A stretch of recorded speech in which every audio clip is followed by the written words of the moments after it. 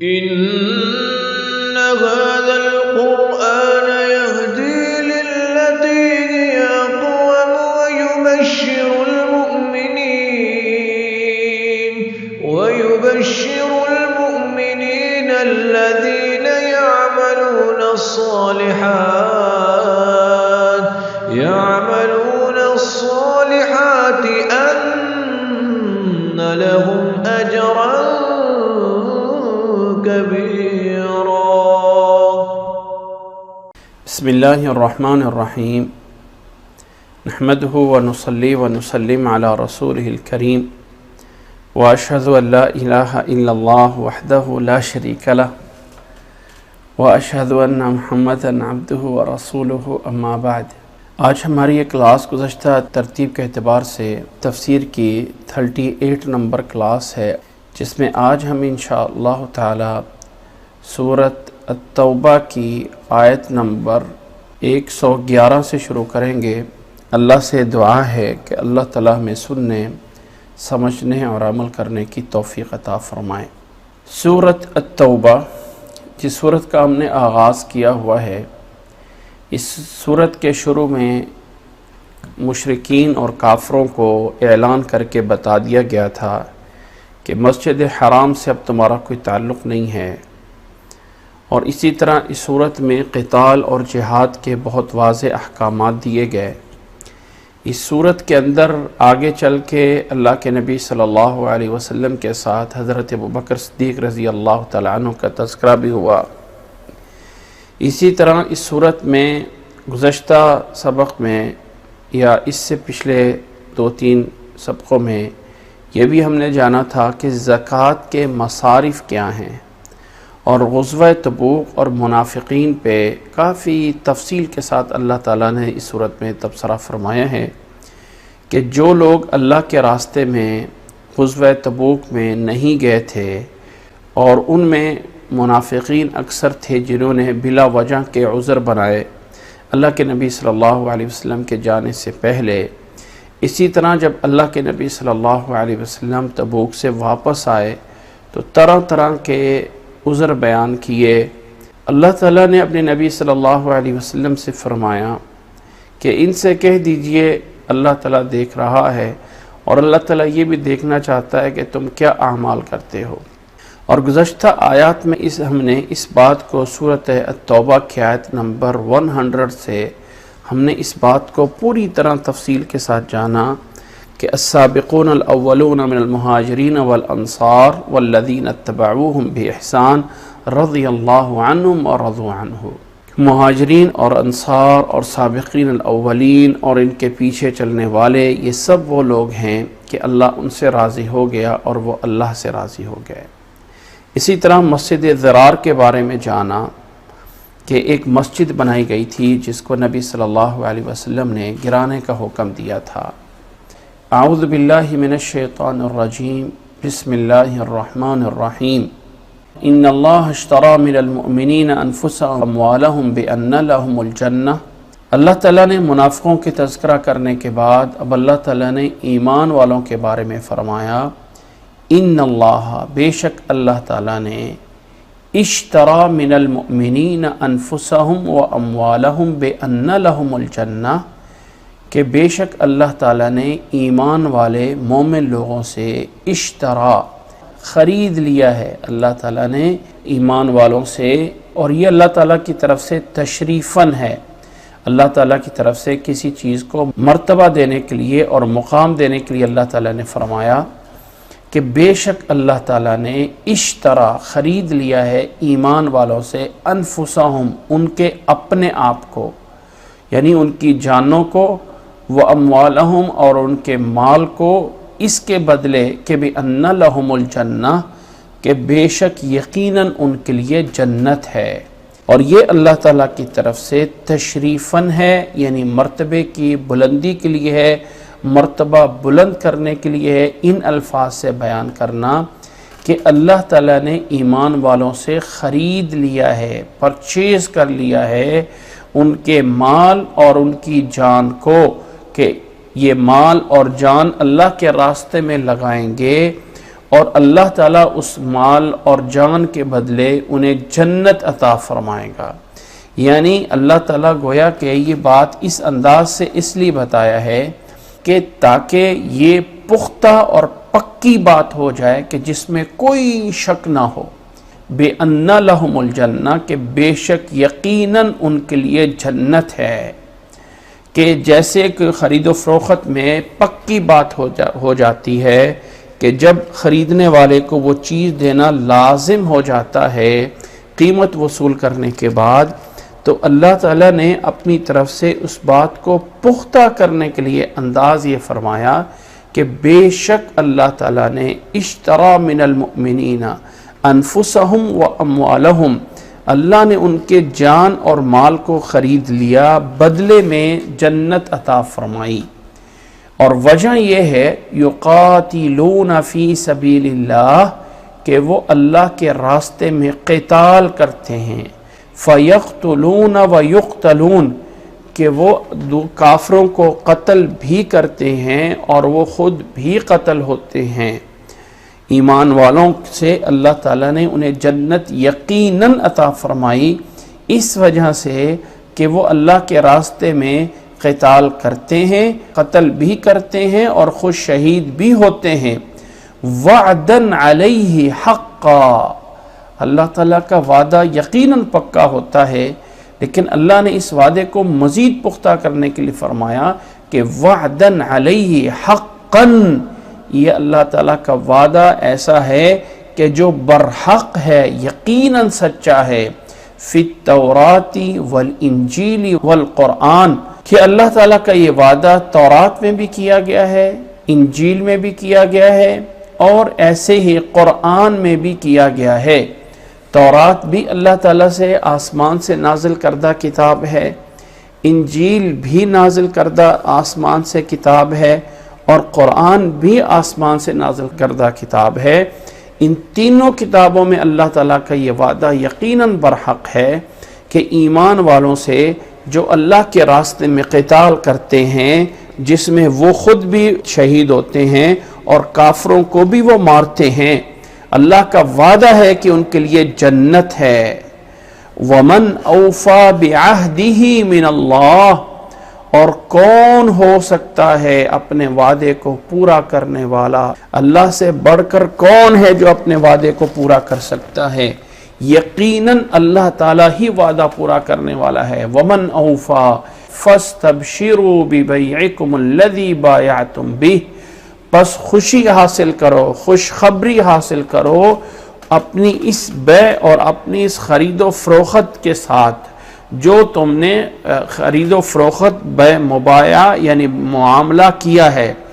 اس بیع پر جس پر تم نے معاملہ کیا ہے تمہیں خوشی منانی چاہیے۔ فاستبشروا، خوش ہو جاؤ اپنی اس بیع پر، اپنے اس معاملے پر جس معاملے کو تم نے اللہ کے ساتھ کیا ہے کہ جان اور مال اللہ کے راستے میں دے کے مقابل میں اللہ سے جنت لے لی ہے۔ فرمایا وَذَلِكَ هُوَ الْفَوْزُ الْعَظِيمُ، اور یہی سب سے بڑی کامیابی ہے۔ یہ ایمان والے کون ہیں؟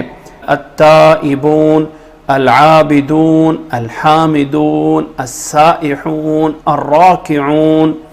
الساجدون، الآمرون بالمعروف والناہون عن المنکر والحافظون لحدود اللہ وبشر المؤمنین۔ اللہ نے فرمایا یہ ایمان والوں کی صفات بیان ہو رہی ہیں کہ وہ ایسے لوگ ہیں جن کو اللہ تعالیٰ نے جنت عطا فرمائی ہے، ان سے مال اور ان کے جان اللہ تعالیٰ نے لے لی ہے، باوجود اس کے کہ اللہ نے ہی جان اور مال دیا ہوتا ہے، لیکن اللہ نے انسان کو مرتبہ دینے کے لیے ان چیزوں کے بدلے جنت عطا فرمائی۔ فرمایا التائبون، یہ ایمان والے توبہ کرنے والے ہیں۔ پہلی صفت، گناہ سب سے ہوتے ہیں لیکن توبہ کرنے والے یہ مومن ہوتے ہیں۔ التائبون،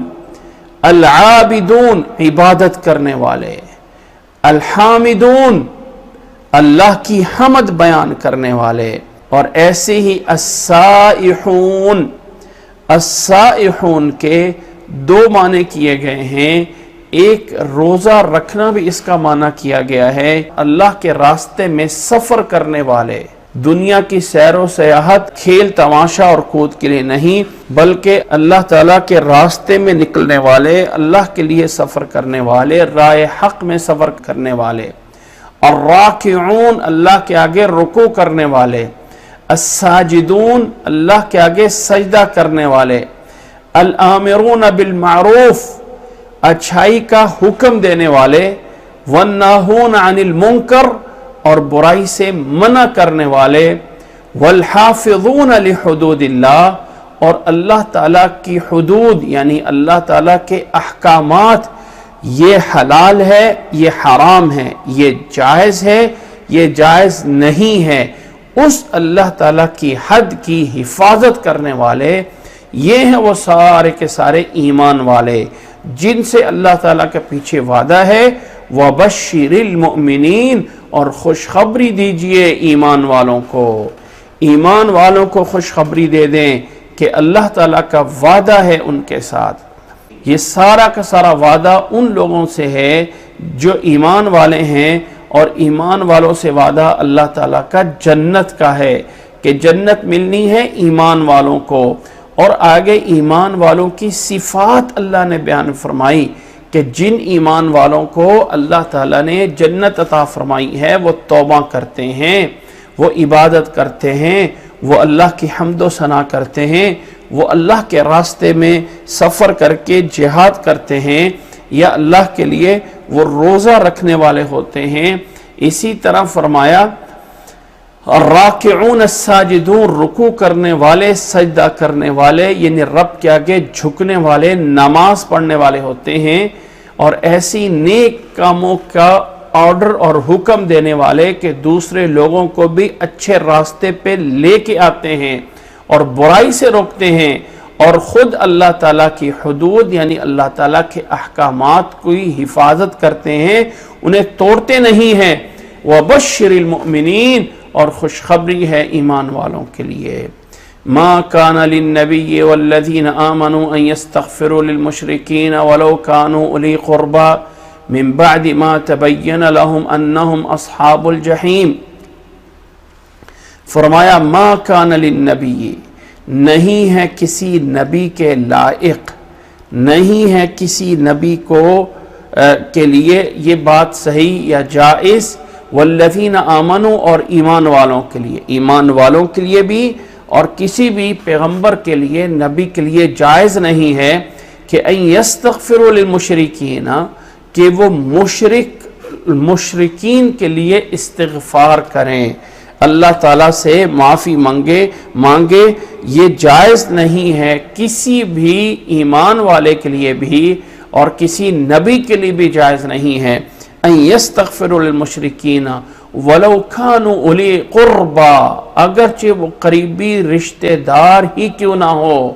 یاد رکھ لیں کہ اپنے دوسرے مسلمانوں کے لیے ہم دعا تو کر سکتے ہیں کہ اللہ انہیں ہدایت عطا فرما، ہم اس چیز کا تو یعنی دعا کر سکتے ہیں، لیکن کافر کے لیے، مشرک کے لیے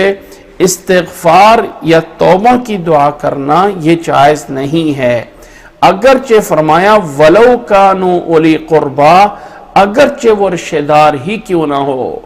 من بعد ما تبین لهم انہم اصحاب الجحیم اس کے بعد کہ جب واضح ہو چکا ہے کہ یہ مشرک جو ہیں جہنم والے ہیں، من بعد ما تبین لهم بعد اس کے کہ واضح ہو گیا، اس چیز کا بیان آ گیا کہ انہم اصحاب الجحیم کہ یہ لوگ اصحاب الجحیم ہیں، جہنم والے ہیں۔ مشرک اللہ کے ساتھ مشرک کرنے والوں کا انجام جہنم ہے۔ تو اس آیت سے ہمیں پتہ چلا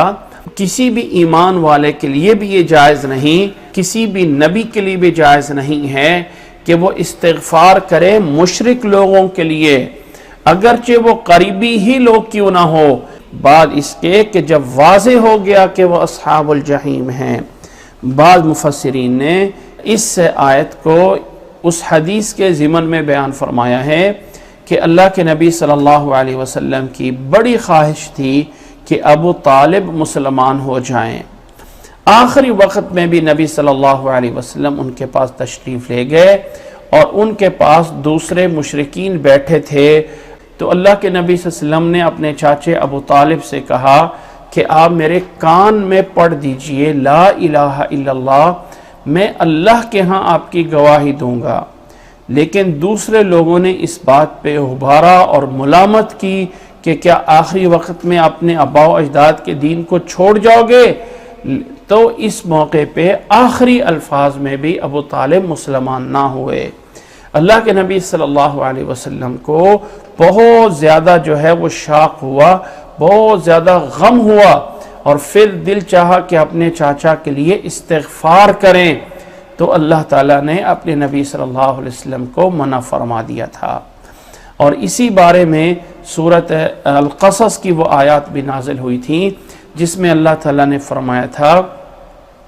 کہ اِنَّكَ لَا تَهْدِي مَنْ أَحْبَبْتَ وَلَكِنَّ اللَّهَ يَهْدِي مَنْ يَشَاءُ۔ اے نبی صلی اللہ علیہ وسلم، آپ جس سے محبت کرتے ہوں لازمی نہیں کہ آپ اس کو ہدایت دے سکتے ہیں، یہ ہدایت اور توفیق دینا یہ اللہ کے اختیار میں ہے۔ اللہ جسے چاہتا ہے سیدھے راستے پہ لگاتا ہے۔ جو لوگ پہلا قدم اٹھاتے ہیں اسلام کی طرف، پھر اللہ تعالیٰ ان کو جو ہے وہ ہدایت پہ لگا دیتا ہے۔ اور نبی صلی اللہ علیہ وسلم نے استغفار کرنا چاہا تو اللہ تعالیٰ نے نبی صلی اللہ علیہ وسلم کو منع فرما دیا تھا۔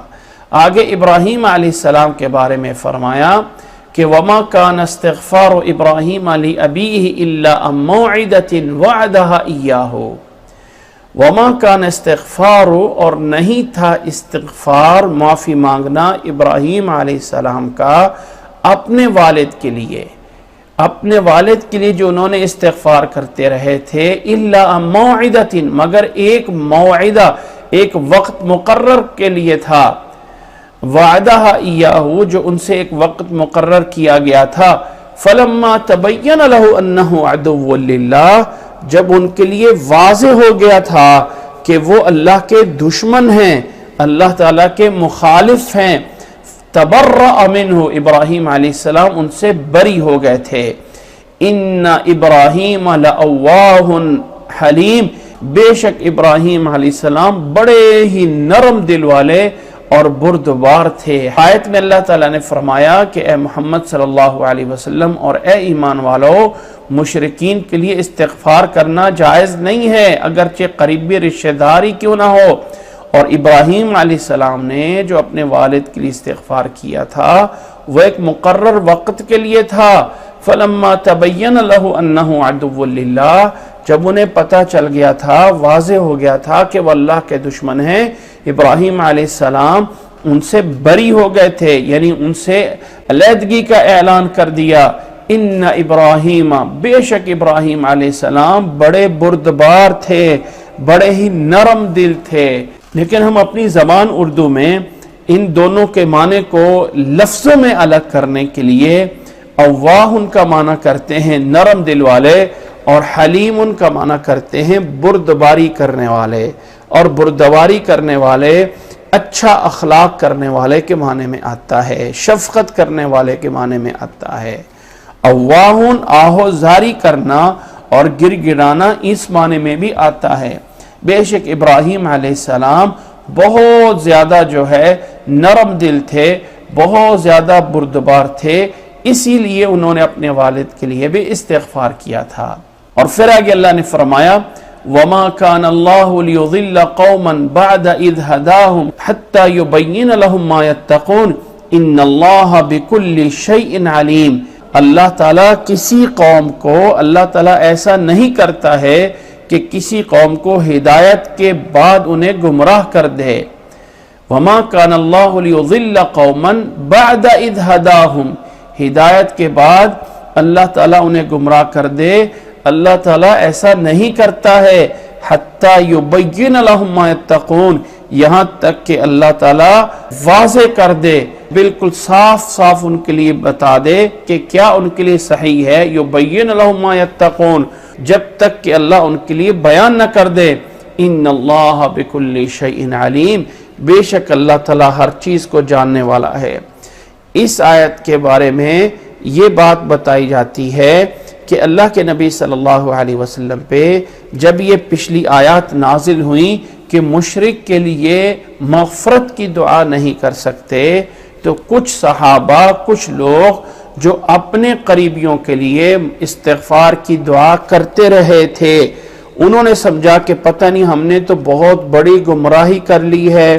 ہم نے تو بہت بڑی نافرمانی کر لی، ہمارا کیا بنے گا، ہم تو کہیں گمراہ نہیں ہو گئے تھے۔ تو اللہ نے فرمایا اللہ تعالیٰ کسی قوم کو گمراہ نہیں کرتا، جب ہدایت دے دی تو گمراہ نہیں کرتا، یہاں تک کہ ان کے لیے واضح نہ ہو جائے، یعنی جب واضح ہونے کے بعد، حکم آنے کے بعد پھر نافرمانی کی جائے تب اللہ تعالیٰ جو ہے وہ پکڑتا ہے۔ جب اللہ تعالیٰ نے مسئلہ بیان نہیں فرمایا تھا تو اس موقع پہ اگر کسی نے مشرک اپنے رشتہ دار کے لیے مغفرت کی دعا کی ہے تو اس پر مواخذہ نہیں ہوگا۔ بے شک اللہ تعالیٰ ہر چیز کے بارے میں مکمل علم رکھتا ہے۔ ان اللہ بکل شیء علیم، ان اللہ لہ ملک السماوات والارض، بے شک اللہ تعالیٰ جو چاہے کر سکتا ہے۔ اس کی قدرت کی نشانیوں میں سے نشانی یہ ہے کہ لہو ملک السماوات والارض، بے شک اللہ تعالیٰ کے لیے زمین و آسمان کی بادشاہت ہے۔ یحیی و یمیت، وہی زندہ کرتا ہے اور وہی موت دیتا ہے۔ وما لکم من دون اللہ من ولی ولا نصیر، اور تمہارے لیے اللہ کے علاوہ کوئی مدد کرنے والا، کوئی تمہارا دوست، کوئی مدد کرنے والا نہیں ہے۔ اللہ تعالیٰ جو چاہے کر سکتا ہے، اللہ تعالیٰ جس طرح کے مرضی احکامات دے سکتا ہے۔ کوئی انسان یہ نہ کہے کہ اللہ نے یہ حکم کیوں دیا۔ فرمایا اللہ تعالیٰ زمین و آسمان کی سب کی بادشاہت اس کے لیے ہے، وہ جیسے چاہے، جو چاہے، جب چاہے کر سکتا ہے۔ زندگی اور موت اسی کے ہاتھ میں ہے۔ اللہ تعالیٰ سے پوچھا نہیں جا سکتا کہ اللہ تو نے یہ کام کیوں کیا۔ وما لکم من دون اللہ، اور تمہارے لیے اللہ کے علاوہ کوئی ولی، کوئی دوست تمہارا نہیں ہے، کوئی حمایتی نہیں ہے اور نہ ہی کوئی مددگار ہے۔ اور پھر اللہ نے فرمایا، یہ درمیان میں ضمناً دو آیات آ گئیں، ضمناً جو ہے وہ اس پہ تبصرہ ہو گیا، اور آگے اللہ تعالیٰ نے فرمایا لَقَدْ تَابَ اللَّهُ عَلَى النَّبِيِّ وَالْمُهَاجِرِينَ وَالْأَنصَارِ، البتہ تحقیق، لازمی، یقیناً پکی بات ہے کہ اللہ تعالیٰ نے توبہ قبول کر لی، پوری طرح توبہ قبول کر لی۔ علی النبی، نبی صلی اللہ علیہ وسلم کی اللہ نے بطور تحمید کے نبی کا ذکر کیا، بطور ابتدا کے، برکت کے، وگرنہ نبی صلی اللہ علیہ وسلم کے ذمہ کوئی ایسی نافرمانی نہیں ہے کہ اللہ نے اس کے بدلے توبہ قبول کر لی۔ بے شک اللہ نے توبہ قبول کر لی نبی صلی اللہ علیہ وسلم کی، والمہاجرین، اور مہاجرین جو ہجرت کر کے مدینہ آئے ہوئے تھے، والانصار، اور انصار کے لوگوں نے نبی صلی اللہ علیہ وسلم کا مشکل وقت میں، غزوہ تبوک کے مشکل وقت میں ساتھ دیا۔ الذین اتبعوہ فی ساعۃ العسرہ، عسرہ مشکل کہتے ہیں، ساعہ مشکل ٹائم، مشکل گھڑی میں، جنہوں نے نبی صلی اللہ علیہ وسلم کا کہنا مان لیا تھا، من بعد ما کاد یزیغ قلوب فریق منہم، اس کے بعد کہ ایک گروہ کا قریب تھا کہ ان کے دل پھٹ جائیں، یعنی وہ بھی مسلمان تھے، وہ بھی مومن تھے، لیکن جب غزوہ تبوک کا حکم آیا تو ان کے دل پھٹنے لگے، کیسے جائیں ہم، نبی کی مخالفت کیسے کریں، کیا ہوگا، کس طرح کر کے معاملہ ہوگا، بہت زیادہ جو ہے وہ گھبرائے۔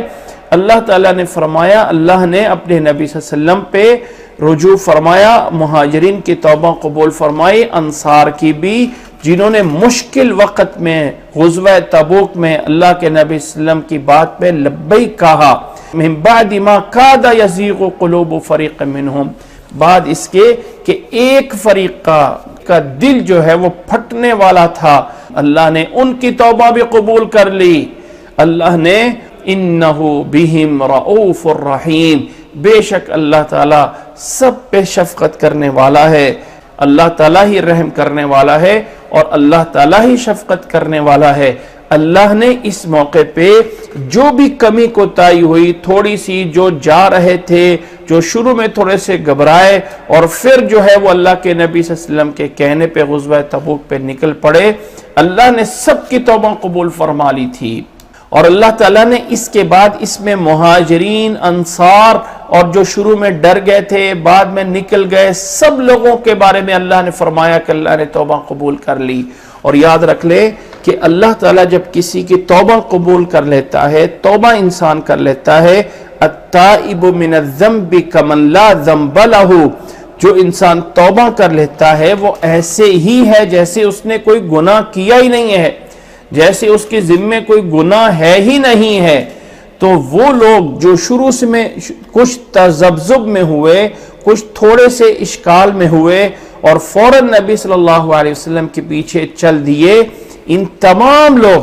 یہ تمام کے تمام لوگ اللہ تعالیٰ نے سب کی توبہ قبول فرما لی اور اللہ نے سب کو معاف فرما دیا۔ انہ بہم رؤوف الرحیم، اور پھر فرمایا تین لوگوں کو الگ کر کے، وعلی الثلاثة الذین خلفوا حتی اذا ضاقت علیہم الارض بما رحبت وضاقت علیہم انفسهم وظنوا ان لا ملجأ من اللہ الا الیہ ثم تاب علیہم لیتوبوا ان اللہ هو التواب الرحیم۔ اللہ نے فرمایا اللہ نے ان تین لوگوں کی توبہ بھی قبول فرما لی جو پیچھے رہنے والوں میں سے تھے، ان تین لوگوں کو الگ کر کے ذکر کیا، یہاں تک کہ زمین اپنی وسعت کے باوجود ان پہ تنگ آ گئی تھی، حتی اذا ضاقت علیہم الارض بما رحبت، کہ زمین وسعت کے باوجود ان پہ تنگ آ گئی تھی، وضاقت علیہم انفسہم، اور وہ خود بھی اپنے آپ پہ تنگ آ گئے تھے، وظنوا، اور انہوں نے سمجھ لیا تھا، یقین کر لیا تھا کہ اب بھی اللہ کے علاوہ کوئی اور ٹھکانہ نہیں ہے، اللہ کے علاوہ کوئی اور جگہ نہیں ہے، وظنوا ان لا ملجأ من اللہ الا الیہ، اللہ نے ان کی توبہ قبول فرما لی۔ ان اللہ هو التواب الرحیم، بے شک اللہ تعالیٰ ہی توبہ قبول کرنے والا ہے، بے شک اللہ تعالیٰ ہی رحم کرنے والا ہے۔ اللہ تعالیٰ نے جو کمی کوتاہی ہوئی غزوہ تبوک میں جانے والے جو لوگ اس میں گئے، اللہ نے سب کی کمی کوتاہی کو معاف فرما دیا اور سب کے لیے ایک مکمل اعلان فرمایا، لیکن تین لوگوں کو ایک الگ ذکر کیا۔ یہ تین لوگ کون تھے؟ تین کا ذکر الگ سے کیوں فرمایا؟ پیچھے آیات میں ایک لفظ گزرا تھا کہ کچھ لوگ ایسے ہیں جنہوں نے آ کے عذر بیان کیا، اب ان کا معاملہ اللہ کے سپرد ہے، اللہ چاہے تو انہیں معاف کر دے، اللہ چاہے تو انہیں عذاب دے دے۔ اللہ کے نبی صلی اللہ علیہ وسلم جب غزوہ تبوک سے واپس آئے، مسجد میں بیٹھے تو آ گئے لوگ جو نہیں شامل ہوئے تھے، ہر ایک عذر بیان کرنے لگا، مجھے یہ عذر تھا، مجھے یہ عذر تھا۔ اللہ کے نبی صلی اللہ علیہ وسلم اس کا عذر سنتے، اسے معاف کرتے، ظاہر اس پہ اعتماد کرتے اور پوشیدہ دل کے حالات کو اللہ کے سپرد کر دیتے اور انہیں معاف کر دیتے۔ اللہ کے نبی صلی اللہ علیہ وسلم کے اس مجلس میں کچھ تین لوگ ایسے بھی آئے جن میں حضرت کعب بن مالک رضی اللہ تعالی عنہ، مرارہ بن ربیع رضی اللہ تعالی عنہ، بلال ابن امیہ رضی اللہ تعالی عنہ، یہ تین لوگ نبی صلی اللہ علیہ وسلم کی مجلس میں آئے اور تینوں نے کہا کہ اللہ کے نبی صلی اللہ علیہ وسلم باری باری اپنے اپنے وقت پہ آئے تھے۔ حضرت کعب رضی اللہ تعالیٰ عنہ گئے اور نبی صلی اللہ علیہ وسلم سے فرمایا کہ اللہ کے نبی صلی اللہ علیہ وسلم، اللہ کی قسم اگر میں آپ کے سامنے باتوں باتوں میں آپ کو بتانا چاہوں، اپنی بات پہ قائل کرنا چاہوں تو میں کر سکتا ہوں، میں اپنی باتوں میں آپ کو قائل کرنا چاہوں تو جو مرضی بتا سکتا ہوں، لیکن سچ یہ ہے کہ اللہ کے نبی صلی اللہ علیہ وسلم جتنی آسانی میں ان دنوں میں تھا کبھی میں نہیں ہوتا تھا، اور میں جانا چاہتا تھا قافلے کے ساتھ لیکن سست ہو گیا، میرے پاس 2 سواریاں تھیں، میں نے تیار کر کے رکھا ہوا تھا، اور دل میں سوچا کہ بھئی یہ کام نمٹا لوں، یہ نمٹا لوں اور ساتھ چلوں گا۔ جب مجھے پتا چلا کہ قافلہ جا رہا ہے تبوک کے لیے، تو میں نے سوچا میرے پیچھے بڑی سواریاں ہیں میرے پاس، میں جلدی جلدی پہنچ جاؤں گا۔ اور یہ اسی طرح سوچتا اور کوئی کام پڑتا گیا، کوئی اور سستی ہوتی گئی، یہاں تک کہ پتا چلا کہ نبی اسلام تو واپس بھی آ رہے ہیں۔ اب غم نے آ کے پکڑا۔ فرمایا اللہ کے نبی اسلام کوئی عذر نہیں تھا، کوئی مسئلہ نہیں تھا، آپ جو سزا دینا چاہیں میں قبول کرتا ہوں۔ اللہ کے نبی صلی اللہ علیہ وسلم نے فرمایا کہ اچھا اب تو نے صحیح اقرار کر دیا ہے، تو اب تیرا معاملہ اللہ کے سپرد ہے۔ اللہ تعالیٰ تیرے بارے میں کیا حکم فرماتا ہے اس کا انتظار کرو۔ اللہ کے نبی صلی اللہ علیہ وسلم نے اس کو جو ہے وہ اٹھا دیا، اور آہستہ آہستہ صحابہ سے ان سے بات کرنے کو بھی منع کر دیا۔ 40 دن ایسے ہی گزر گئے کہ اللہ کے نبی صلی اللہ علیہ وسلم نہ ہی ان سے کوئی بات کر رہے ہیں، صحابہ کرام سے بھی فرمایا کہ کوئی بھی ان سے کوئی بات نہ کرے، کوئی بات نہ کرے، بالکل تینوں سے مقاطع کر لیا۔ اور 40 راتوں کے بعد حکم آیا کہ اپنی بیویوں کو بھی چھوڑ دو، اپنی بیویوں سے بھی علیحدہ ہو جائے۔ فرمایا کیا ہم طلاق دے دیں؟ فرمایا نہیں، طلاق نہ دو، بس ان سے الگ ہو جاؤ۔ اسی طرح 10 دن اور گزرے، 50 دن ان حالات میں گزرے۔ کعب بن مالک کہتے ہیں کہ میں مسجد میں جایا کرتا تھا، بازار میں جایا کرتا تھا، جو میرے قریبی دوست ہوتے تھے وہ بھی مجھے دیکھ کے منہ پھیر لیتے تھے۔ میں مسجد میں جاتا تھا، سلام اونچی کرتا تھا، لیکن مجھے کوئی جواب نہیں دیتا تھا۔ میں نبی اسلام کے چہرے کی طرف دیکھتا تھا تو اللہ کے نبی اسلام کے ہونٹ تو ہلتے تھے، لیکن میری طرف ہونٹ ہلتے تھے آہستہ سے۔ میں محسوس کرتا تھا کہ شاید اندر اندر مجھے جواب دیا ہے۔ اللہ کے نبی اسلام میری طرف دیکھتے رہتے تھے، اور جیسے ہی میں نظریں ملاتا تھا اپنا چہرہ پھیر لیتے تھے۔ باقی 2 ساتھیوں نے جو مرارہ بن ربیع ہیں اور ہلال ابن امیہ ہیں، ان کی بیویوں نے جا کے نبی صلی اللہ علیہ وسلم سے کہا کہ دونوں ضعیف ہیں، دونوں جو ہے اپنے لیے کچھ نہیں کر سکتے، اگر ہمیں اجازت ہو کہا تو ہم ان کی خدمت کر سکتے ہیں۔ تو اللہ کے نبی صلی اللہ علیہ وسلم نے ان کی دونوں کی بیویوں کو اجازت دے دی تھی۔ کعب بن مالک جوان تھے، ایک دفعہ بازار میں گھوم رہے ہیں، پتہ چلا کسی کافر ملک کے بادشاہ سے کوئی بندہ آیا ہوا ہے، اور وہ لوگوں سے پوچھ رہا ہے کہ کون ہے کعب بن مالک۔ لوگوں نے اشارہ کر کے بتایا کہ وہ فلاں کعب بن مالک ہے۔ وہ سیدھا چلتا ہوا ان کے پاس آیا اور ایک خط لا کے دیا کہ ہمارے بادشاہ نے خط لکھا ہے کہ ہمیں پتہ چلا ہے تیرے صاحب تیرا تجھ پہ ناراض ہوا ہے، تو بڑا ذہین ہے، عقل مند ہے، ہمارے پاس آ جا، ہم تجھے سب کچھ دیں گے۔ اس خط کو پکڑا اور جا کے تندور میں پھینک دیا، اور سوچا کہ کیا میں کفار بھی میرے بارے میں طمع کر رہے ہیں۔ اور 40 دن اسی پریشانی میں اپنے شہر میں رہتے ہوئے، اپنے گھر میں رہتے ہوئے ایک دوسرے سے بیگانہ ہو گئے تھے۔ اپنی دیوار کے اوپر چڑھ کے دوسری طرف آواز لگاتے ہیں، وہ پڑوسی بھی اپنا منہ پرے کر لیتے ہیں، ہٹ جاتے ہیں ان سے الگ۔ زمین اپنی وسعت کے باوجود تنگ ہو جاتی ہے۔ اور پھر 40 دن کے بعد بیوی سے الگ ہو گئے، گھر میں اکیلے بیوی کو الگ کر دیا۔ 50 دن ایسے گزرے، اور 50 دن میں سوچا فجر کی نماز کے بعد اپنے چھت پہ بیٹھا ہوں، افسوس دنیا میرے لیے سب کی سب ختم ہو چکی تھی، اور سب امیدیں توڑ کے بیٹھا ہوں کہ اچانک دور سے ایک سوار دوڑتا ہوا آتا ہے اور کہتا ہے ابشر یا کعب۔ اللہ کے نبی صلی اللہ علیہ وسلم نے فجر کی نماز میں آ کے صحابہ سے فرمایا تھا کہ اللہ تعالیٰ نے یہ آیت نازل کر دی ہے، اور اللہ نے 3 لوگوں کی توبہ بھی قبول فرما لی ہے۔ وہاں سے ایک سوار دوڑ کے کعب بن مالک کو دینے کے لیے، خوشخبری دینے کے لیے کیا۔ فرماتے میرے پاس اور کچھ نہیں تھا،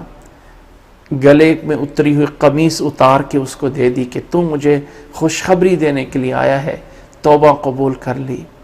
پھر اپنے کوئی دوسرے کپڑے لے کے نبی صلی اللہ علیہ وسلم کے پاس مسجد میں پہنچتے ہیں۔ اللہ کے نبی صلی اللہ علیہ وسلم کا چہرہ جو ہے وہ مہک رہا تھا۔ اللہ کے نبی صلی اللہ علیہ وسلم کے قریب پڑھنے لگے، سب لوگ خوشخبری دیتے ہیں، مبارک ہو مبارک ہو مبارک ہو۔ اللہ نے توبہ قبول فرما لی۔ تو اللہ تعالیٰ نے ایک امتحان ضرور لیا، لیکن سچ بولنے کے نتیجے میں قیامت تک کے لیے اس قرآن مجید میں تعریف فرمائی۔ ہاں، یہ 3 لوگ تھے جنہوں نے قدرت اور وسعت کے باوجود سچ بول دیا تھا۔ سب کچھ تھا،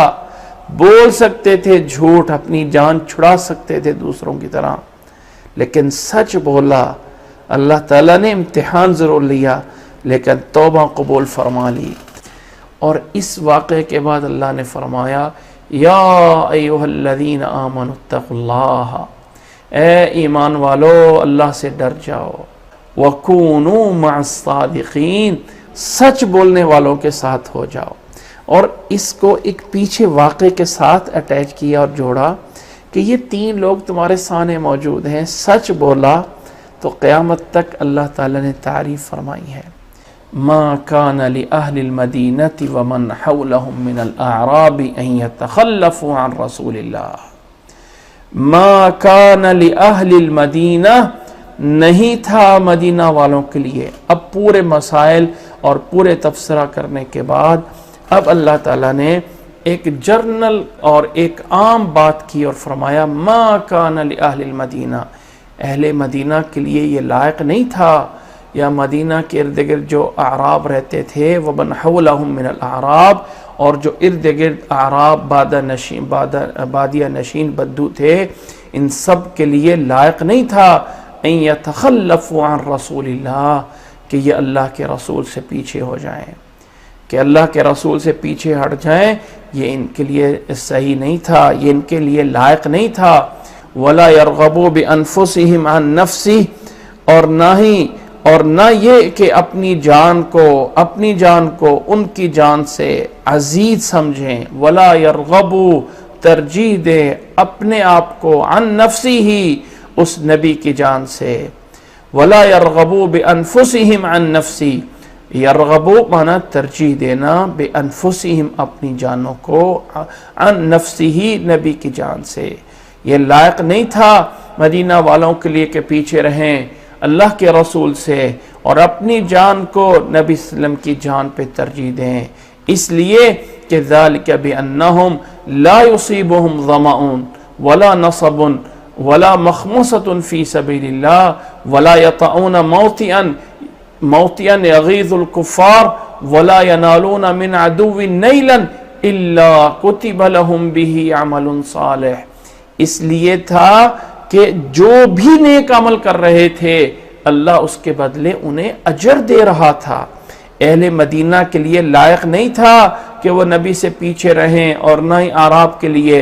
اس لیے کہ ان کے تمام اعمال پہ انہیں اجر و ثواب دے رہا تھا، کہ انہم لا یصیبہم ظمأ، کہ بے شک جو بھی انہیں کوئی بھوک آتی ہے، ولا نصب، یا انہیں کوئی بھی جو ہے کوئی تھکاوٹ آتی ہے، پیاس لگتی ہے، یا کوئی تھکان پہنچتی ہے، یا کوئی انہیں بھوک آتی ہے، ولا مخمصۃ فی سبیل اللہ، یا اللہ کے راستے میں انہیں کوئی بھوک آتی ہے، ولا یطعون موطئا، اور نہ ہی وہ کسی ایسی جگہ سے چلتے ہیں کہ جس جگہ پہ چلنے کی وجہ سے دشمن کافروں کو جو ہے وہ غصہ دلا رہے ہوتے ہیں، اس طرح کا وہ جو بھی کام کر رہے ہوتے ہیں۔ ولا ینالون من عدو نیلا، اور نہ ہی وہ دشمن سے کچھ حاصل کرتے ہیں، حاصل کرنا کہ یعنی دشمن سے کوئی مال غنیمت یا دشمن کو کوئی ہلاک کرتے ہیں، ہلاک کرنا، ان تمام کاموں کے بدلے الا کتب لہم بہ عمل صالح، مگر لکھ دیا جاتا ہے ان کے لیے نیک اعمال، ان کے تمام نیک اعمال اللہ کی طرف سے لکھے جا رہے ہیں، نوٹ کیے جا رہے ہیں۔ ان اللہ لا یضیع اجر المحسنین، یقیناً بے شک اللہ تعالی محسنین نیکار لوگوں کے اجر کو ضائع نہیں کرتا ہے۔ یعنی اہل مدینہ کے جب سارے کے سارے اعمال، جو بھی انہیں کوئی تکلیف پہنچتی ہے، کوئی بھوک لگتی ہے، کوئی تھکاوٹ آتی ہے، اور اگر کوئی ایسا کام کرتے ہیں جس سے دشمن کو غیظ و غضب ہو رہا ہوتا ہے، ان کا دشمن غصے میں آ رہا ہوتا ہے، یا وہ دشمن سے کچھ ہلاک کرتے ہیں، دشمن کے اوپر کوئی حملہ کرتے ہیں، ان تمام چیزوں کے بدلے میں ان پہ نیک اعمال ان کے لیے لکھے جا رہے ہیں۔ الا کتب لهم به عمل صالح ان اللہ لا یضيع اجر المحسنین، بے شک اللہ تعالیٰ محسنین کے اجر کو کبھی ضائع نہیں کرتا ہے۔ ولا ينفقون نفقة صغيرة ولا كبيرة، اور نہ ہی کوئی وہ چھوٹا سا کوئی خرچ کرتے ہیں، نفقة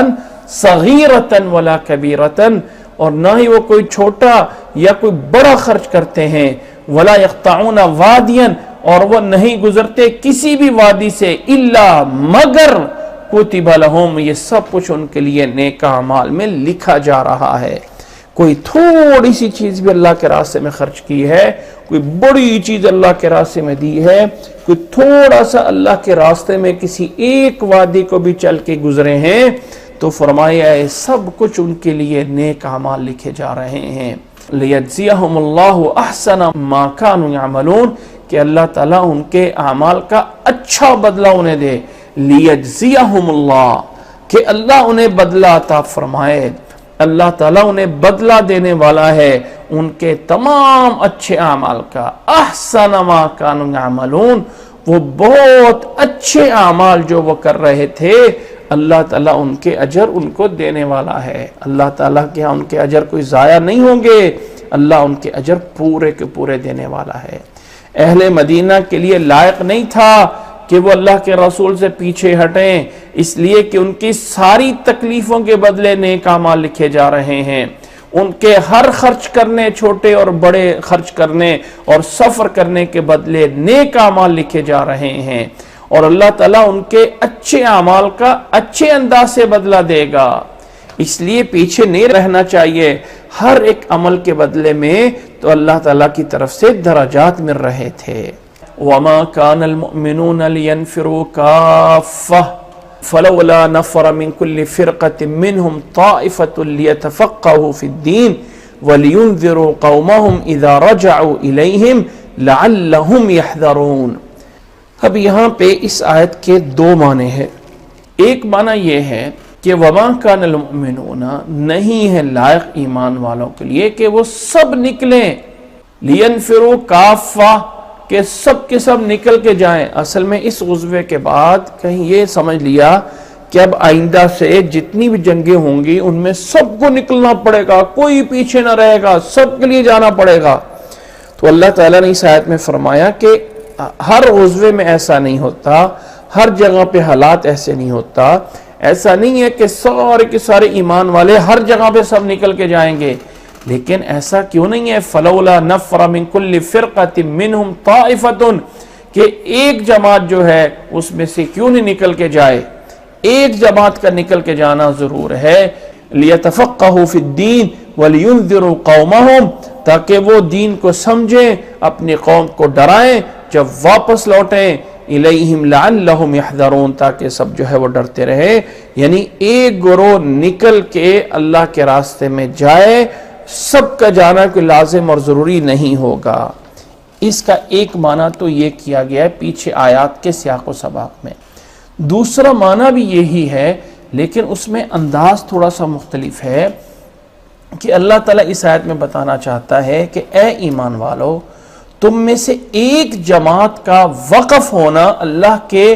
ایک ایسے کام کے لیے کہ جس میں دین کو سیکھنا ہے اور سمجھنا ہے، اور اس دین کو سیکھ کے پھر دوسروں کو جو ہے وہ سکھانا ہے اور ڈرانا ہے، یہ بھی ایک جماعت تمہارے اندر ہونی چاہیے۔ یعنی جیسے اللہ کے راستے میں تم سب نکلے ہو، ایسے یہ تمہارے اندر ایک ایسے لوگوں کی جماعت بھی ہونی چاہیے جو اللہ کے دین کو سمجھنے والا ہو، جو عالم بن رہا ہو، ہر قوم سے، ہر قبیلے سے، ہر ملک سے، ہر شہر سے، ہر بستی سے،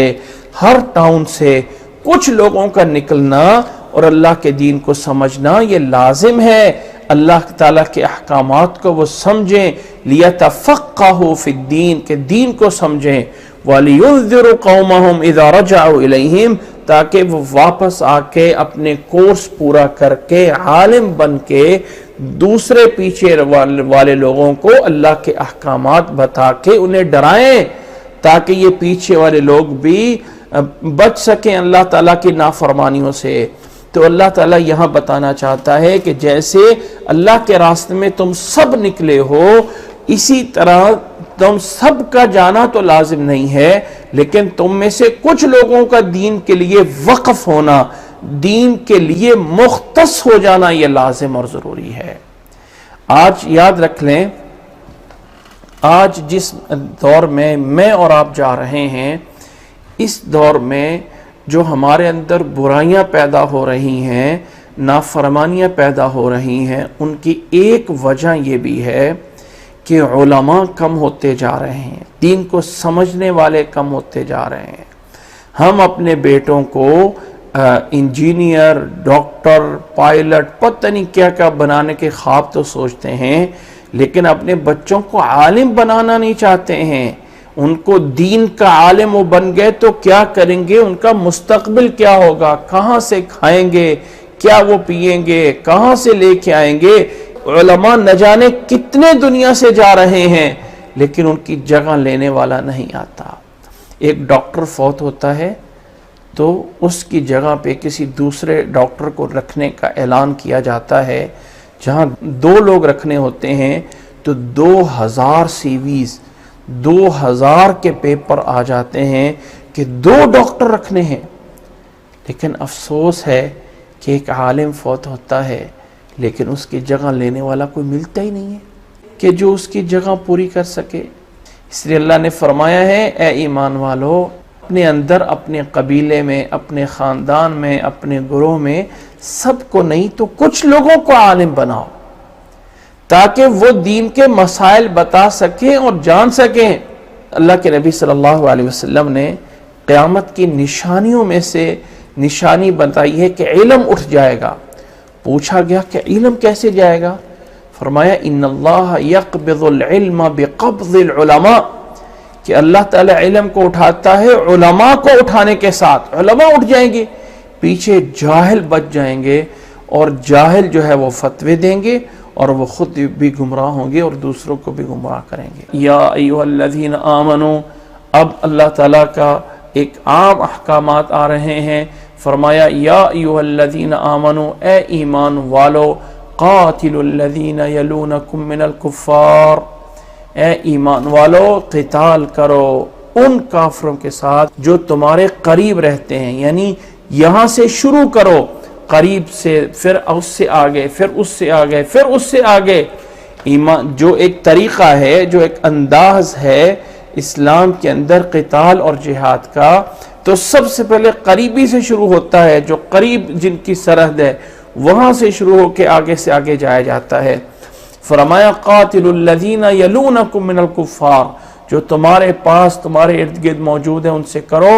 وَلْيَجِدُوا فِيكُمْ غِلْظَةً، تمہارے اندر سختی ہونی چاہیے۔ وَلْيَجِدُوا فِيكُمْ غِلْظَةً وَاعْلَمُوا أَنَّ اللَّهَ مَعَ الْمُتَّقِينَ، اور جان لو بے شک اللہ تعالیٰ متقین کے ساتھ ہے۔ وَإِذَا مَا أُنزِلَتْ سُورَةٌ فَمِنْهُمْ مَنْ يَقُولُ أَيُّكُمْ زَادَتْهُ هَذِهِ إِيمَانًا فَأَمَّا الَّذِينَ آمَنُوا فَزَادَتْهُمْ إِيمَانًا وَهُمْ يَسْتَبْشِرُونَ، یہ ایمان والے، یہ مومن لوگ، جب قرآن مجید کی کوئی سورت، کوئی آیت نازل ہوتی ہے، جب کوئی سورت نازل ہوتی ہے،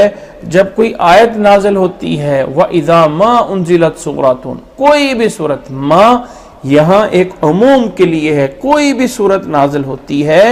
تو ایمان والوں میں سے فَمِنْهُمْ مَنْ يَقُولُ أَيُّكُمْ زَادَتْهُ هَذِهِ إِيمَانًا، ایمان والے اپنے آپس میں ایک دوسرے سے پوچھتے ہیں تم میں سے کس کا ایمان زیادہ ہوا ہے، کس کے ایمان کو اس صورت نے زیادہ کر دیا ہے۔ فَأَمَّا الَّذِينَ آمَنُوا، پس جو ایمان والے ہوتے ہیں، فَزَادَتْهُمْ إِيمَانًا، وہ ایمان میں آگے بڑھتے ہیں، وَهُمْ يَسْتَبْشِرُونَ، اور وہ خوشی منا رہے ہوتے ہیں، خوش ہو رہے ہوتے ہیں، ایمان میں آگے بڑھ کے اللہ کے احکامات کو پورا کرتے ہیں، اللہ تعالیٰ کے حکموں کو پورا کر کے وہ خوشی محسوس کر رہے ہوتے ہیں۔ اب اس آیت میں اللہ تعالیٰ نے ایمان کے زیادہ ہونے کا بتایا ہے، تو نیکی کرنے کی بنیاد پہ ایمان بڑھ جاتا ہے، گناہ کرنے کی بنیاد پہ ایمان گھٹتا ہے، تو ایمان کا کم و بیش ہونا، زیادہ اور کم ہونا، اس کا عقیدہ رکھنا بھی لازم ہے۔ ایسا نہیں ہے کہ ہر ایک انسان کا ایمان جو ہے وہ جبرائیل کی طرح ہے، ہمیشہ ایک جگہ کے فکس ہے، کبھی جو ہے وہ ایمان جو ہے وہ تھوڑا نہیں ہوتا ہے، زیادہ نہیں ہوتا ہے، نہیں، بلکہ ایمان والے وہ لوگ ہیں کہ جن کا ایمان جو ہے وہ بڑھ جاتا ہے۔ فَأَمَّا الَّذِينَ آمَنُوا فَزَادَتْهُمْ إِيمَانًا، ایمان والے لوگوں کا ایمان بڑھ جاتا ہے، فَزَادَتْهُمْ إِيمَانًا وَهُمْ يَسْتَبْشِرُونَ، اور وہ خوشی منا رہے ہوتے ہیں۔ اور آگے اللہ نے فرمایا وَأَمَّا الَّذِينَ فِي قُلُوبِهِمْ مَرَضٌ، اور جن لوگوں کے دلوں میں بیماری ہوتی ہے، ٹیڑھ پن ہوتا ہے، بیماری ہوتی ہے کفر کی، نفاق کی، فَزَادَتْهُمْ رِجْسًا إِلَىٰ رِجْسِهِمْ، کہ وہ سورت کے نازل ہونے کی وجہ سے، اللہ کے احکامات نازل ہونے کی وجہ سے دلوں کے اندر اگر ٹیڑھ پن ہے، بیماری موجود ہے، تو بجائے اس کے کہ ایمان بڑھے، لیکن مرض ہے، تو فزادتہم رجسن الی رجسہم، تو ان کی پالیدی، ان کی ناپاکی اور سے اور آگے بڑھ جاتی ہے۔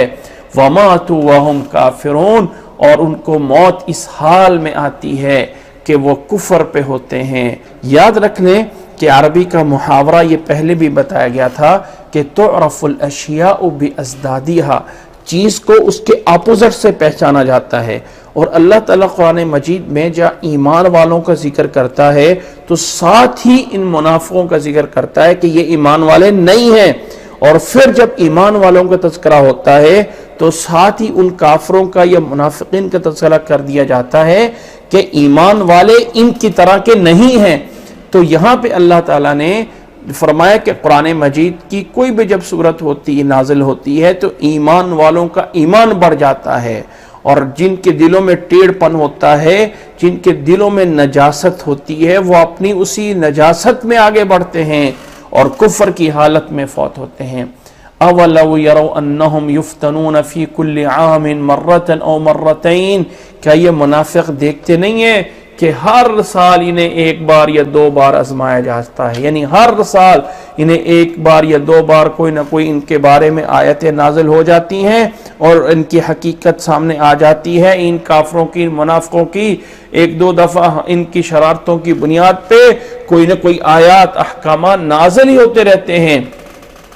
اولا یرون انہم یفتنون فی کل عام، ہر سال، مرتن او مرتین، ایک دفعہ یا دو دفعہ،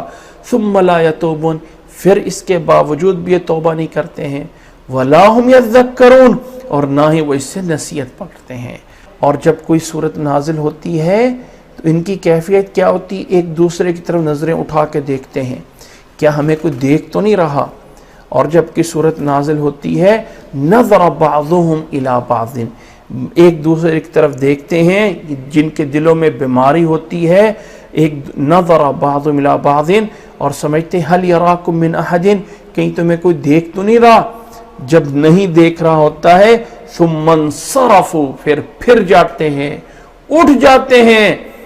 اللہ نے فرمایا صرف اللہ قلوبہم، اللہ ان کے دلوں کو پھیر دیتا ہے،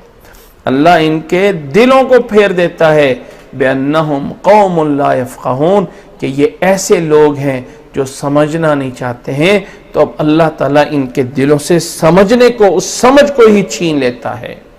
یہ ہے دلوں پہ مہر لگانا۔ لَقَدْ جَاءَكُمْ رَسُولٌ مِّنْ أَنفُسِكُمْ، تحقیق آ گیا ہے تمہارے پاس رسول، من انفسکم، تمہاری ہی جن سے، تمہارے ہی اندر سے، تمہارے ہی اندر سے ایک رسول آیا ہے، من انفسکم، عزیز علیہ، بھاری ہے اس پہ۔ یہاں عزیز کا معنی وہ عزیز بمعنی غالب کے نہیں ہے، بلکہ یہاں عزیز بمعنی اس بات پہ ہے کہ اس پہ بھاری ہے، اس پہ گراں گزرتا ہے۔ عزیز علیہ، اس پہ بوجھ ہے۔ یہ عزیز اس غالب کے معنی میں نہیں، عزیز حکیم جیسے آتا ہے، جب آگے علا آ رہا ہے تو اس علا نے اس عزیز کے معنی کو غلبے کا معنی مقصود نہیں بلکہ بھاری اور بوجھ پن کا معنی کا مراد لے دیا ہے۔ عزیز علیہ، بوجھ ہے اس پر، بھاری ہے اس پر، گراں گزرتا ہے اس پر، ما عنتم، نقصان دیتا ہے، عنت کہتے ہیں کہ کسی کا نقصان میں پڑنا، برائی میں پڑنا، تو جو تمہیں نقصان ہوتا ہے، تکلیف ہوتی ہے، پرابلم ہوتی ہے، یہ اس نبی پہ بھاری گزرتا ہے، گراں گزرتا ہے۔ ایک ایسا رسول بھیجا گیا ہے جو تمہارے اندر سے ہے اور تمہارا اتنا احساس کرتا ہے، تمہارے لیے اتنا فکر مند ہے کہ عزیز علیہ ما عنتم، بوجھ ہے، گراں گزرتا ہے اس پر تمہیں تکلیف میں پڑنا۔ حریص علیکم بالمؤمنین رؤوف الرحیم، وہ تمہارے اندر لالچ اور طمع رکھتا ہے بھلائی کا، کہ تمہارے اندر حریص علیکم، کہ تمہارے اندر وہ نفع کا حریص ہے کہ تمہیں فائدہ پہنچے۔ بالمؤمنین رؤوف الرحیم، یقیناً بے شک وہ مومنوں پہ رؤوف الرحیم ہے۔ یہاں پہ رؤوف الرحیم کی صفت نبی صلی اللہ علیہ وسلم کے لیے بیان کی گئی ہے کہ بے شک وہ رسول ایمان والوں پہ رؤوف ہے، شفقت کرنے والا ہے اور رحم کرنے والا ہے۔ یاد رکھ لیں کہ جو اللہ کی صفات ہیں نا، وہ اللہ کی جیسے شان کے لائق ہیں ویسے ہیں۔ اللہ تعالیٰ سمیع ہے، اللہ تعالیٰ بصیر ہے۔ ان صفات میں کچھ ایسی صفات ہیں جو خالص اللہ کے لیے بولا جائے، یعنی لفظ اللہ الہ ہونا، لفظ رحمان الرحمن، یہ خالص اللہ کا نام ہے، ٹھیک ہے۔ اس کے علاوہ کچھ صفاتی نام ہوتے ہیں، جیسے سمیع ہے، بصیر ہے۔ تو اگر کسی کا نام عبد السمیع ہے، اگر کسی کا نام عبد البصیر ہے، اگر کسی کا نام عبد الرؤوف ہے، اگر کسی کا نام عبد الرحیم ہے، تو اگر ہم اس کو کہہ دیں رؤوف صاحب، رحیم صاحب، سمیع صاحب یا بصیر صاحب، تو ہم عبد کا لفظ چھوڑ کے جب اس شخص کو ہم رؤوف صاحب بول دیتے ہیں، رحیم صاحب بول دیتے ہیں، تو کیا یہ جائز ہے؟ یاد رکھ لیں کہ بچنا بہتر ہے، بہتر تو یہ کہ انسان اس سے بچے، لیکن اگر یہ بول دیا جاتا ہے تو اس میں کوئی گناہ نہیں، کیونکہ اللہ کا رؤوف رحیم ہونا اپنی شان کے لائق ہے، اور کسی بندے کا رؤوف الرحیم ہونا یہ بندے کی شان کی طرح ہے۔ بندے کا رؤوف الرحیم ہونا یہ اللہ کی طرح نہیں ہے۔ جیسے اللہ تعالیٰ نے انسان پہ بھی سمیع بصیر خود کہا ہے، اِنَّا خَلَقْنَا الْإِنسَانَ مِن نُطْفَةٍ أَمْشَاجٍ نَبْتَلِيهِ فَجْعَلْنَاهُ سَمِيعًا بَصِيرًا، ہم نے انسان کو ایک نطفے سے پیدا کیا اور اسے سمیعاً بصیرا بنایا۔ تو سمیع اور بصیر تو اللہ نے انسان پہ بھی بولا ہے، تو انسان بھی سمیع اور بصیر ہے۔ تو یہ اب جو انسان سمیع و بصیر ہے، یہ وہ سمیع و بصیر نہیں ہے جو اللہ سمیع و بصیر ہے، اور جو رؤوف الرحیم انسان ہے وہ اللہ وہ نہیں ہے۔ تو اللہ تعالیٰ اپنی شان کے لائق ہے، رحمان ہے یا عبداللہ ہے۔ رحمان صاحب یہ اللہ تعالیٰ کا ایک ایسا صفاتی نام ہے رحمان، جو اللہ کی جگہ پہ بولا جاتا ہے، الرحمن علی العرش استویٰ، اور کبھی یہ لفظ رحمان جو ہے وہ آگے کی طرف منسوب ہو کے استعمال نہیں ہوا۔ یہ رحمان کا لفظ اللہ کی طرح قائم اور دائم ہے، اس لیے رحمان صاحب کسی کو کہنا یہ جائز نہیں ہے، عبد الرحمن ہی بولا جائے۔ لیکن اس کے علاوہ جو صفاتی نام ہیں رؤوف الرحیم، یہاں پہ نبی صلی اللہ علیہ وسلم پہ بولا گیا ہے، تو یہ اپنے لغوی معنی میں ہوتا ہے، اللہ تعالیٰ کے لیے جو اس کی اصطلاح بول دی گئی ہے اس معنی میں نہیں ہوتا ہے۔ تو اللہ تعالیٰ کے اسماء حسنہ کو جب عبد کے ساتھ رکھ کے نام بول دیا جائے تو بہتر یہ ہے کہ آپ عبد السمیع، عبد البصیر، عبد الرؤوف، عبد الرحیم ہی بولیں۔ لیکن اگر کبھی کبھی ایسا ہو گیا تو ہم ڈائریکٹ فوری طور پہ جا کے فتویٰ لگا دیتے ہیں، او یہ تو شرک ہو گیا، تو ایسا نہیں ہے۔ یہ اعتقاد نظریہ رکھنا چاہیے کہ مخلوق اپنے حساب سے سمیع بصیر ہے، اور اللہ اپنے لحاظ سے سمیع بصیر ہے۔ امید ہے کہ بات سمجھ آ گئی ہوگی۔ فَإِن تَوَلَّوْا، اگر یہ پھر جائیں اس کام سے، نہ مانیں آپ کی یہ بات اتنی واضح ہونے کے بعد، فَقُلْ حَسْبِيَ اللَّهُ، تو آپ فرما دیجئے اللہ میرے لیے کافی ہے، حسبی اللہ، اللہ میرے لیے کافی ہے، لا الہ الا ہوا، اللہ کے علاوہ کوئی معبود نہیں ہے، علیہ توکلت، میں اسی پہ بھروسہ کرتا ہوں، وَهُوَ رَبُّ الْعَرْشِ الْعَظِيمِ، اور وہ اللہ عرش عظیم کا رب ہے۔ عرش عظیم، اللہ کا عرش بہت بڑا عرش ہے، اور اللہ تعالیٰ کا عرش الرحمن علی العرش استوى، رحمان عرش پہ مستوی ہے۔ قرآن مجید میں اللہ تعالیٰ نے 7 دفعہ فرمایا ہے اللہ کا وہ عرش کتنا بڑا ہے، اللہ کی شان کے لائق ہے، اللہ ہی جانتا ہے اللہ کا وہ عرش کتنا بڑا عظیم عرش ہے۔ یہ اللہ نے آخر میں آ کے سورۃ توبہ کا ان آیات پہ اختتام کیا ہے۔ خلاصہ یہ ہے کہ نبی صلی اللہ علیہ وسلم تمہارے ساتھ بہت پیار محبت کرتے ہیں، بڑے عظیم ہیں جو پیغمبر تمہیں دیے گئے ہیں، اور اگر یہ بات بھی نہیں مانتے ہو تو پھر وہ نبی یہی کہتا ہے کہ تم جاتے ہو جہاں جاؤ، نہیں مانتے ہو نہ مانو، اللہ ہمارے لیے کافی ہے، اس کے علاوہ کوئی معبود نہیں ہے، وہ اللہ بڑی شان والا ہے، اتنی بڑی شان اس کی یہ ہے کہ وہ عرش عظیم کا بھی وہی رب ہے۔ اس اللہ کی عبادت کی جائے، اس اللہ کے علاوہ کسی اور کی عبادت نہ کی جائے۔ اللہ تعالیٰ ہمیں اس صورت میں جو کچھ احکامات بیان ہوئے ہیں، اللہ ہمیں ان تمام کو سمجھنے کی توفیق عطا فرمائے۔ آخر میں ایک چھوٹی سی بات کی طرف اشارہ کر دینا چاہتا ہوں۔ بعض دفعہ ہوتا یہ ہے کہ کلمۃ حق ارید بها الباطل، لفظ سچ بولا جاتا ہے، یعنی لفظ صحیح ہوتا ہے لیکن مطلب غلط لیا جا رہا ہوتا ہے۔ بعض دفعہ ایسا ہوتا ہے کلمۃ حق ارید بها الباطل، مثال کے طور پہ کچھ لوگ کہتے ہیں کہ جیسے ہم اللہ سے مدد مانگتے ہیں ایسے ہم نبی سے بھی مدد مانگ سکتے ہیں، مدد یا رسول اللہ۔